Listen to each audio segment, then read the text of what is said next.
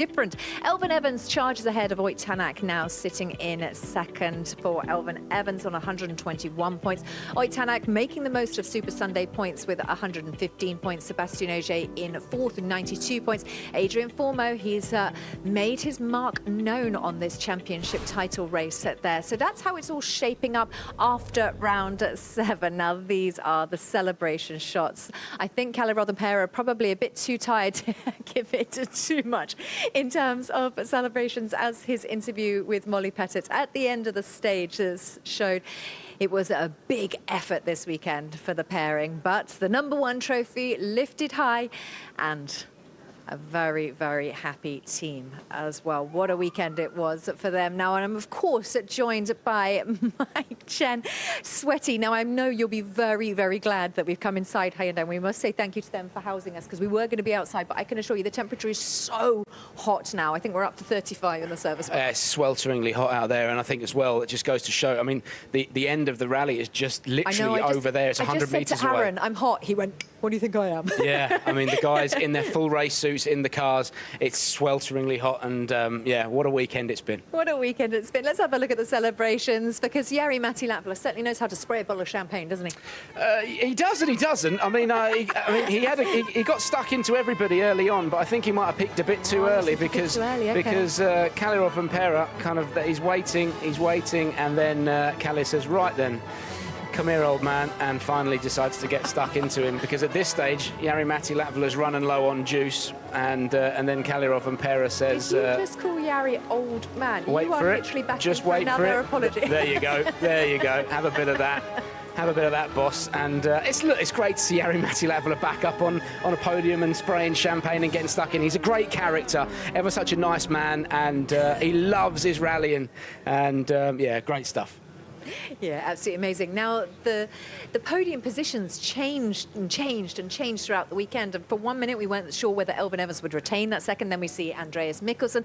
So what a weekend it's been for Elfyn Evans. I mean, a bit of disappointment, obviously, with the tyre, but actually then Andreas Mikkelsen's disappointment led him back to the place that he probably was going to finish up in anyway.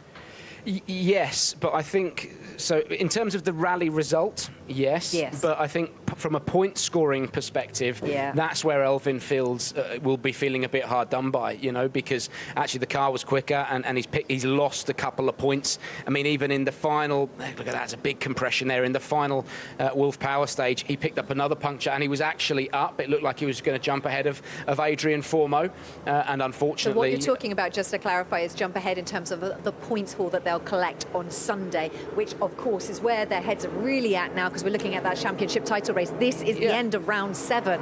We're over halfway through the season now. Yeah, exactly. So it looked like he was going to jump ahead of Adrien Fourmaux, and then he picked up that puncture, which basically handed it back towards the advantage of Adrien. And I think it's been a good weekend for Adrien Fourmaux. Picked up some strong points. Again, Elfyn will feel a bit disappointed that he wasn't able to mount the challenge that he'd worked for by picking up that puncture.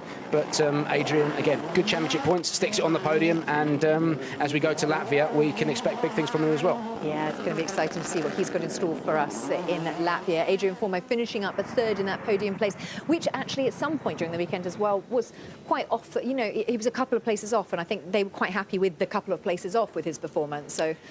Yeah, I mean, look, he's always been within sort of 10 seconds, hasn't he? So he's been right in the fight. There's no question about that. And you know, he's shown phenomenal flashes of speed. This man Thierry Neuville put in a great performance in the power stage as well. But yeah, just finishing off with Adrien Fourmaux, I think he's done a great job this weekend. He's been there or thereabouts, and you know, ultimately he's kept it neat and tidy. Hasn't caused himself any issues. Hasn't made life difficult for himself. And when the margins are so fine in the WRC now, that's part of the game. Yeah, indeed. All right, well, Julian Porter was down at the podium, catching those interviews as they came in, and the first of which, of course, was Kalle Rovanpera. Let's listen in.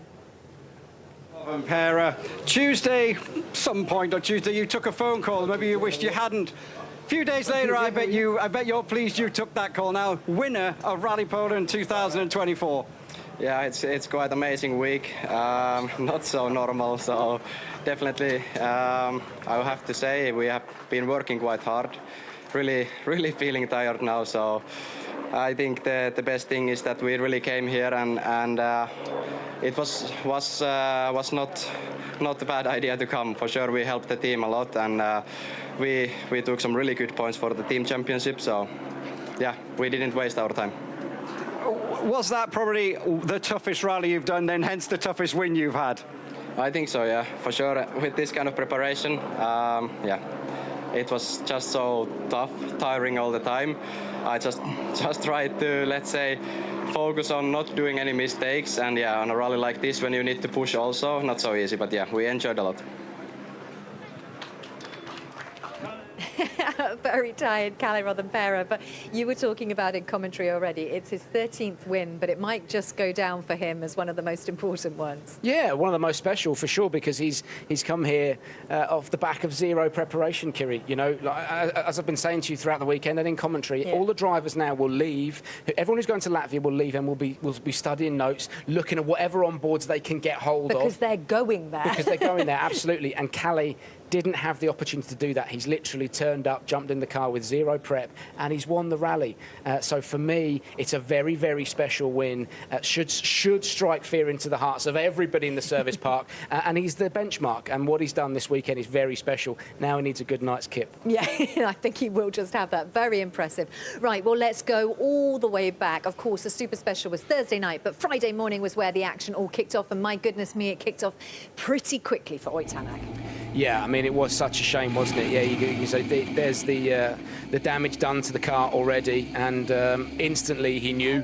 It's just basically, unfortunately, some wildlife ran out in front of him, and it's just instantly destroyed the cooling package, and that was the end of it. And it robbed him, I am sure, of a win.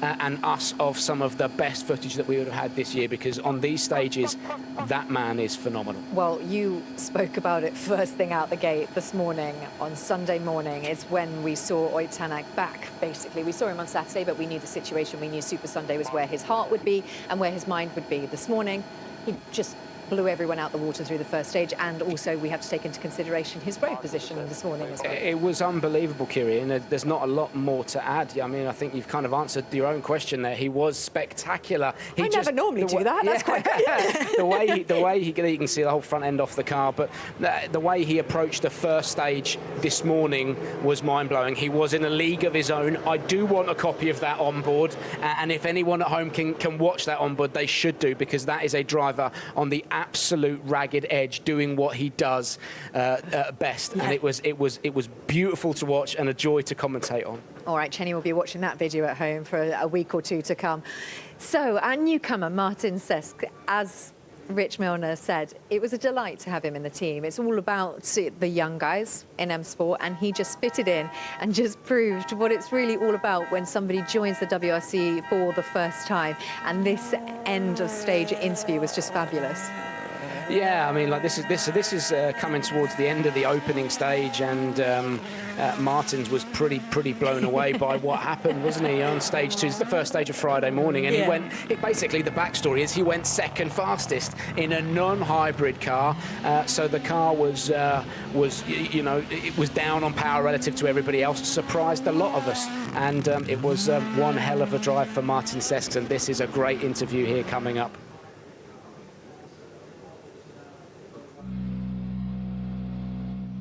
Martins, good morning. That is second quickest, just 0.3 off the pace. Unbelievable.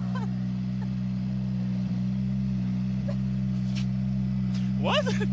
Yep. Okay. That's it for the interview. Why? Why so fast, huh? Were you taking it easy? Yeah. You know, there's this meme video in the UK. Why are you coming so fast? Why are you coming fast? It's all right. I have to think now. What are you going to think about? I don't know. Thank you.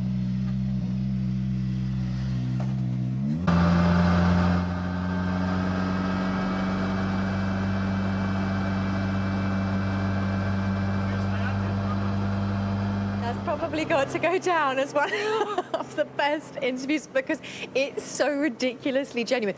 By the way, we are British and we have no idea about Irish. what video. Yeah, same thing. But anyway, we probably a bit too old for that video. speak for yourself.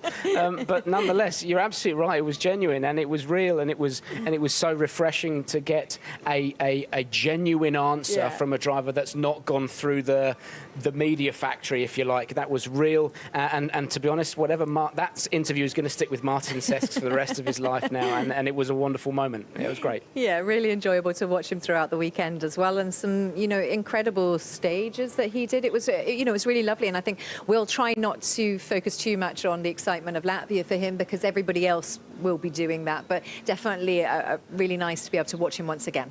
Yeah, for sure. And look, we have to, as we said earlier, we have to protect him a little bit going into Latvia. He's got full hybrid, so all the power to play with, and he knows the stages very well. On paper, he should be there. On paper, he should be there or thereabouts, but we don't know. Let's not put pressure on him. Even with Kalle in Finland, we saw that sometimes the pressure mounts. All right, Andreas Mikkelsen, the pressure didn't get to him this weekend. It was good drive after drive after drive. It was then just disappointment that finished off his weekend, but disappointment shouldn't overshadow what's been a great weekend for him. Yeah, we just saw him coming over that bank. That's where we think he's damaged the tyre, and that was the aftermath, and it just completely let go, destroyed all the rear right of the car, but Hyundai management and the fans and everybody in WRC can't take anything away from Andreas Mikkelsen, because he has been absolutely taking the fight to Kalle Rovanpera all weekend, and there was added pressure on his shoulders when Ott Tanak retired on Friday, So for me, Andreas Mikkelsen has silenced the critics in terms of his pace. He's driven that car incredibly quickly. He's gotten a bit unlucky. He's incredibly disappointed with the result, but the pace has been there, and that's great. Yeah, pace been there, definitely. But one man that's had the pace there all weekend is Adrien Fourmaux, and I wonder if we can attribute it to his dance moves. I can't even get my words out, it's so hot. His dance moves, which we saw throughout the weekend. So take a look at this. Let's re-remind ourselves.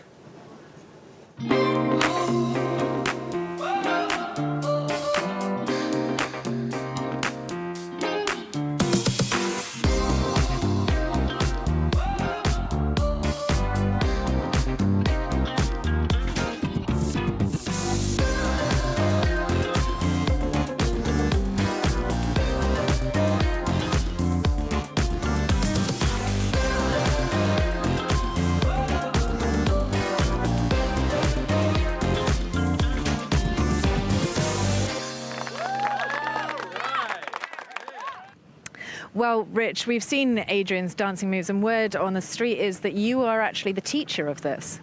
Founder. I think no longer the teacher. They have a separate part of the debrief where they go through dance routines. So I believe it was quite highly scored this week. Probably work on some new moves for the next couple, but yeah. There's Petter Solberg was a disco dancing champion, and he was world champion, so maybe there's something in it. Now, see, Rich was scoring him, like a proper, strictly sort of, dance competition. But I feel like actually secretly it's Rich in there. You should know. I feel like you might have had something to do with some dance moves as well once upon a time.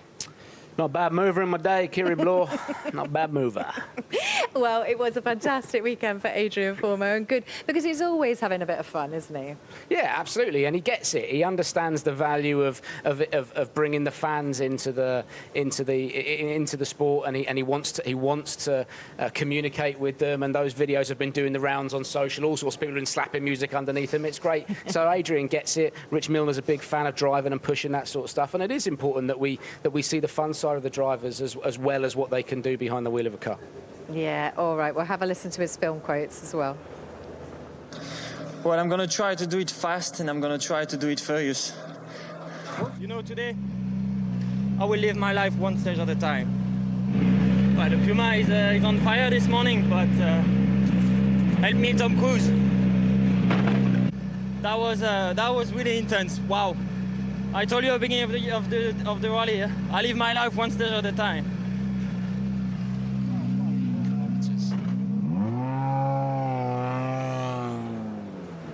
See, I think what's more masterful is the fact that he can come to a stage end. Those aren't media zone interviews. He can come to a stage end and he already remembers his little movie quotes. That's more masterful than getting through this rally in third. Okay, well, another young guy out of M Sport that's had a fantastic weekend is Martin Sesks. And, you know, he's also been enjoying it. I saw him last night, in fact, just signing autographs and things. And it's a whole new experience. And just, you know, those first sort of throws of stepping up to becoming a famous driver, signing autographs it's quite a special moment for these guys. I'm sure he won't remember it right now, but one day, years gone by, he might just look back at this as one of the real sort of special moments of his career. Yeah, for sure, it's an incredibly special moment. I think he's done a great job throughout the entire weekend. We're riding on board with him now. You know, he's managed all the pressure very, very well. And I think actually I remember this was just where he made that one mistake, and that's the only thing where he was really caught out, just out braking himself into that junction left. But other than that, he's been you know, doing a great job. And you can see the fans there have all turned up. Trust me, in 3 weeks' time in Latvia, there'll be about 2,000 more of them, all separate, all stood around that lot. There's going to be an awful lot of support for that young man in Latvia. And yeah, that was after stage 2 when he just kind of taps Renars in the shoulder and goes, "Oh, that wasn't too bad." And that was Renars just saying, "Yeah, Renars, just chill out, yourself, just calm yourself. There's a long, long way to go." And that's the end of the rally there. Good weekend. That was a proper dad moment, wasn't it? No, come on, Martins. Yeah. And you need that. That's the role of the co-driver, just to temper the drivers. But what we've seen from Martins is genuine. It's real. He's ever such a nice young lad, and he's been quick here, and he'll be quick in Latvia as well. All right. Well, that was the young guys causing mischief out of M Sport. Well, yeah, we do know the backstory. I think we've probably mentioned Kalle Rovanpera's jet ski more than his actual self. But anyway, it all started, of course, for that call-up for him. And this is where it all started on Thursday morning as he headed out to Shakedown. Yeah, there you go. That's the very start of the rally we're watching now, and this is kind of just a bit of a highlights reel of his entire weekend. And look, we never discounted Kalle Rovanpera. I would have put him comfortably in the top 3. Would I have put him winning the rally with that preparation knowing? Wait, with that smile, did you? Because we have a little sweep. Did you? No, I didn't get involved in that. But I just think, you know, with the preparation that I know that everybody puts in, and how far, well, Kalle didn't have any, that it would have been difficult to put him as the winner, but he's just surprised everybody. There you go. Now, this was a crucial point of the rally. That's the hard compound tyre. He ran across, and that's the soft compound tyre. That was yesterday afternoon, the first stage of the loop, and it was an inspired tyre choice that made it work for him. And, you know, when everybody else was struggling with tyres, Kalle was able to manage them very well across the weekend, and that's been another critical thing. The way also that he's driven, particularly in the afternoon loops of the rally, is where he's made the difference to his Rally Poland result. Ultimately, for me, this will go down as one of his best victories ever. A formidable force in Kalle Rovanpera. Yeah, for sure. I mean, as I said, what he's done has been very, very special, and he'll leave tonight. As I said, there'll be a couple of days where he'll be recovering and getting some decent sleep. But there you go. Look at that. Now that is just before the power stage. 3 minutes before power stage. All his kit on. You know, when everyone else is looking at notes, he's signing autographs for people. That's a mark of the man, and that's actually very, very important for the fans that we're seeing these images coming in, because you don't get fans going up to drivers on a Formula 1 grid 3 minutes before they go into a race saying, "Any chance you could just sign my T-shirt for me?" Goodness me, it's about 3 minutes before he's about to start the stage. I think he's wondering, how on earth have they got to me here now, because I thought it was 1, and now they just keep on coming. But absolutely fantastic for Kalle Rovanpera. Well, we know the score, we know what happened. He finished up on the top spot of the podium, spraying that champagne. But for WRC2, a masterful weekend once again for Sami Pajari. Yeah, great driver. You know, he did a lot of the work on. Sami Pajari did a lot of the work on Friday. Really, you know, I think he drove incredibly well throughout the weekend, and yeah, mature is how I would describe Sami Pajari's drive. Similar drive in Sardinia. You know, he approached the rally with a wise head on his shoulders, got the work done early, and then Sami, I think for me, He's got the confidence now, and that's the thing. He's got the confidence and the call-up. Yeah, absolutely. But that's the thing that Oliver Solberg and Gus Greensmith and Johan Rosell and everybody else who are fighting for the championship need to be concerned about as Sammy's confidence levels rise, because as confidence comes up, your times drop. And that's rallying's a confidence sport, and Sami Pajari's got the confidence now. Well, Sami Pajari was also having a go at the quotes. He got a Kanye West quote in. None of us actually spotted that, but we got a message in saying that it was a Kanye West acceptance speech quote. Okay, well, there you go. That's I'm assuming that was what he was talking about at the end of the power stage, right? Yeah. Okay, yeah, there you go. Yeah, look, a great drive from him, and yeah, it was nice. Kaito Kajtanovic said the other day, look, if I don't mind losing a stage to a young man who's going to be a world champion. And we do love Kaito. Yeah, I mean, ever such a nice thing to say, but I actually think there's some truth to it as well. And I don't think it'll be very long before we see Sami Pajari in a full-time Rally 1 seat. There's no need to rush it. He's still young enough. Don't put pressure on him. But I'm sure that at some point we'll see that young man getting snapped up by one of the manufacturers. Yeah, indeed. And also we should talk about a co-driver, female co-driver. It's exciting to see that pairing moving up as well. Yeah, absolutely. And he's incredible. He'd be lost without her, you know. So, you know, she's so positive, keeps him on the straight and narrow. And as I said, the co-drivers play such a vital role. They don't just sit there and read notes. They're doing everything. They're keeping across the times. They're making sure the driver's in the right frame of mind. They're making sure they're going in the right direction on the road sections. They're coming back and feedbacking to the teams and everything that needs to be done. They're looking after the driver. They're basically glorified babysitters, and I don't mind saying that. They do an awful lot behind the scenes for the drivers. So yeah, and it's brilliant to see Annie up there. She's a top flight co-driver, simple as that. Yeah, indeed. All right, let's listen in to Sami's winning interview. Sami, I can see that you're quite emotional after this win, back-to-back wins. What does this one mean to you? It means quite a lot. I'm so grateful for all the team. So many people to say thanks to you again. Kiitos, thank you. So it's just again a big relief. It was not an easy one, completely flat out from the beginning. So really emotional. But yeah, somehow yesterday quite many journalists were asking like, or everybody wanted to know like, what if I didn't win? So I guess we will never know.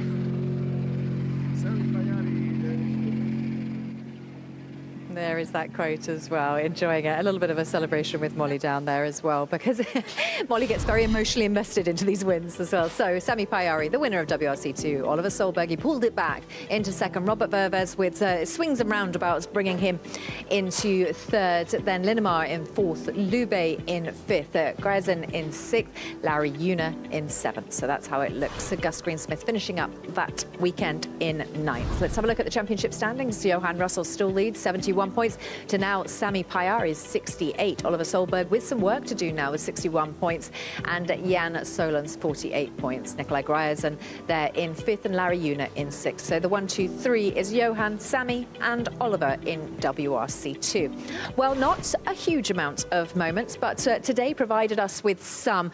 We had Josh McElwain's moment this morning. Well, that ended his rally, and it was a fair old hit. Yeah, it was a real shame. You know, Josh was in a fight for you know, we would say for fourth place, but actually for third and second as things transpired as the rally progressed. But he just came through the finish line of the stage very hot, lost the back of the car. It was just a left-hander which was open and then nipped at the end. Just got caught out. The back of the car stepped out. Here we go. So this was the first moment previously in the stage where he carried a lot of speed into that right-hander. Car ends up on two wheels. He got away with that. Here's where the corner tightens just at the end, and bang! He collects that bale, which is just on the outside of, which is just basically protecting that tree, and it just instantly ripped the rear right corner off the car. Josh McElwain was going no further. Up until that point, he was going very well, and it was touch and go whether or not he was actually going to collect it. But you know, ultimately, he gave it a fair old wallop, turned it around. It was actually through the timing beacon as well, so that accident happened through the flying finish. So he still scored a stage time for it, but unfortunately, a massive shame for Josh. The positives he can take from it: good pace this weekend. He was absolutely up there with Robert. He was in the fight for sure. Yeah, for sure, 100%. So you take a bunch of positives, go into Latvia and go again. Yeah, all right. Nikolai Grierson just touching one of the silage bales that was out there. Just I mean, he more than touched it. Have a look at this for outbraking yourself. He's really late on the brakes. The problem is there that he's got the car on the grass, and then once he's done that, he's not able to get it turned in, and he just cleared them out, didn't he? So, yeah, it was lucky not to damage the cooling package on the car. There's the bang. Fires them out of the way, heads back down the stage, turns around, and then gets going again. And actually was on course for a podium until the power stage, when unfortunately he picked up a rear right puncture as well. So it's been a real roller coaster weekend for Nikolai Greisen. Struggled for pace on Friday and Saturday, capitalised on the problem of others today, got himself up into the podium positions, and then picked up that puncture. Yes, there's been plenty of highs and lows, as there always is in WRC2.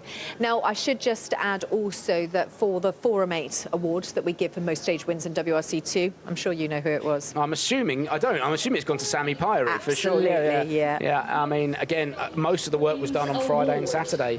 Oliver Solberg actually punched in a few hot times yesterday, but yeah, this is another nice trophy for them to be bringing home, isn't it? The Forum 8 award for the most stage wins in WRC2 going to Sami Pyrie and Eddie there, and that's that's a nice thing to take home. It's been an incredibly successful weekend for them, hasn't it? And as I say, the most important thing for them is that the confidence levels are going up. There's no reason now why they can't go and take another victory.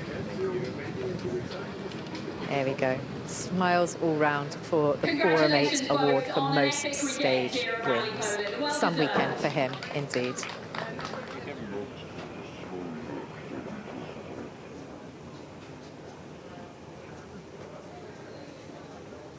So we move on. All right, we move on indeed from Poland to Latvia. Let's have a look at what is in store.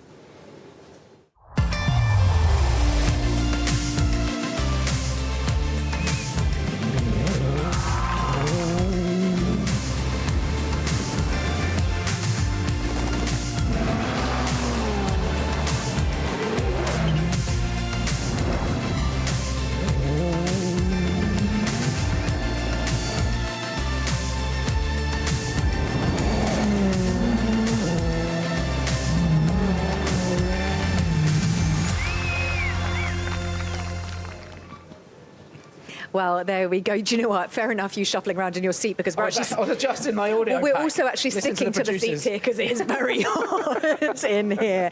Right, so let's sum up our final thoughts on the 80th edition of Rally Poland. There's been fans absolutely everywhere. It's been a spectacle like no other. Plenty of dust, plenty of sunshine, and plenty of excitement. It's been a brilliant rally. Listen, I've loved every single second of it, and every time I've sat in the commentary box with Bex or PK, the thing is you've never been able to second guess what's going to happen. Real shame we lost Ott Tanak. Other than that, it's been a superb weekend. Massive thanks to all those fans who did obey where they were supposed to stand, and as we go forward to other rallies, please guys, stand where you're supposed to. Yeah, thanks to Poland, because the stages have been phenomenal, and I've enjoyed every single second of it. What an absolutely brilliant weekend. Well, once again, thank you so much for joining us throughout the weekend. From all of us here in Poland, it is time to say goodbye. We'll see you in Latvia.